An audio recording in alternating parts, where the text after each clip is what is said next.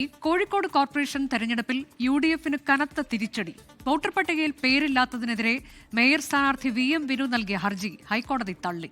Voter ലിസ്റ്റിൽ പേരുണ്ടോ എന്നുപോലും നോക്കാതെയാണോ തെരഞ്ഞെടുപ്പിന് നിൽക്കുന്നത് എന്ന് കോടതി വിമർശിച്ചു. വീഴ്ച പറ്റിയോ എന്ന് പാർട്ടി പരിശോധിക്കുമെന്ന് ഡി.സി.സി പ്രസിഡന്റ് കെ പ്രവീൺകുമാർ പറഞ്ഞു. കോടതി വിധിയിൽ മനപ്രയാസമില്ലെന്ന് വി.എം. വിനുവും പ്രതികരിച്ചു. വി.എം. വിനു 2020 വോട്ട് ചെയ്തിരുന്നില്ലെന്ന തദ്ദേശ ജോയിന്റ് ഡയറക്ടറുടെ റിപ്പോർട്ടിന് പിന്നാലെയാണ് ഹൈക്കോടതിയിൽ നിന്നുള്ള തിരിച്ചടി.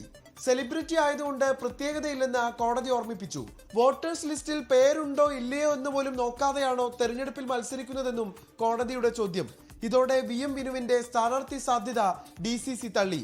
മികച്ച സ്ഥാനാർത്ഥിയെ നാളെ അവതരിപ്പിക്കുമെന്ന് DCC president advocate K Praveenkumar. നഗരത്തിൽ ജീവിക്കുന്ന വി.എം. വിനുവിന്റെ വോട്ട് ഉൾപ്പെടുത്തേണ്ട ഉത്തരവാദിത്തം ഇവിടുത്തെ BLOമാർക്കും കോർപ്പറേഷനിൽ അവരേൽപ്പിച്ച ഉദ്യോഗസ്ഥർക്കുമാണ്. ഹൈക്കോടതിയിൽ നിന്നുള്ള തിരിച്ചടിയിൽ മനപ്രയാസമില്ലെന്ന് വി.എം. വിനു പ്രതികരിച്ചു. ഇത് പുറകെ കുറെ കാലം നടന്നിട്ട് ഇത് കിട്ടിയിട്ട് കഴിയുന്നു പോകുമ്പോഴേ ഇതിനൊക്കെ വിഷമം ഉണ്ടാവുള്ളൂ. ഹൈക്കോടതി വിധി കോൺഗ്രസിനേറ്റ കനത്ത തിരിച്ചടിയെന്ന് CPIM ജില്ലാ സെക്രട്ടറി M. മെഹബൂബ്. വോട്ടർ പട്ടികയിൽ പേര് ചേർത്താൻ 3 തവണ സമയം അനുവദിച്ചിരുന്നു. അത് പരിശോധിക്കേണ്ടത് സാധാരണ നിലയിൽ സാധാരണക്കാരായ വോട്ടർമാരല്ല. അത് ഇവിടുത്തെ കീഴ്വഴക്കമനുസരിച്ച് രാഷ്ട്രീയ പാർട്ടികളുടെ ഉത്തരവാദിത്തമാണ്. അത് കോൺഗ്രസ് നിർവഹിച്ചില്ല എന്ന വിമർശനമാണ് ഞാൻ ഉന്നയിച്ചത്. കോഴിക്കോട് ജില്ലാ കളക്ടർക്ക് തദ്ദേശ ജോയിന്റ് ഡയറക്ടർ നൽകിയ റിപ്പോർട്ടിലും 2020 വോട്ട് ചെയ്തിരുന്നില്ലെന്ന കോൺഗ്രസ് വാദം തള്ളിയിരുന്നു. അതേസമയം വി.എം. വിനുവിന്റെ പേര് വോട്ടേഴ്സ് ലിസ്റ്റിൽ ഇല്ലാത്തതിൽ സിറ്റിംഗ് കൗൺസിലർക്ക് കോൺഗ്രസിന്റെ ശാസന.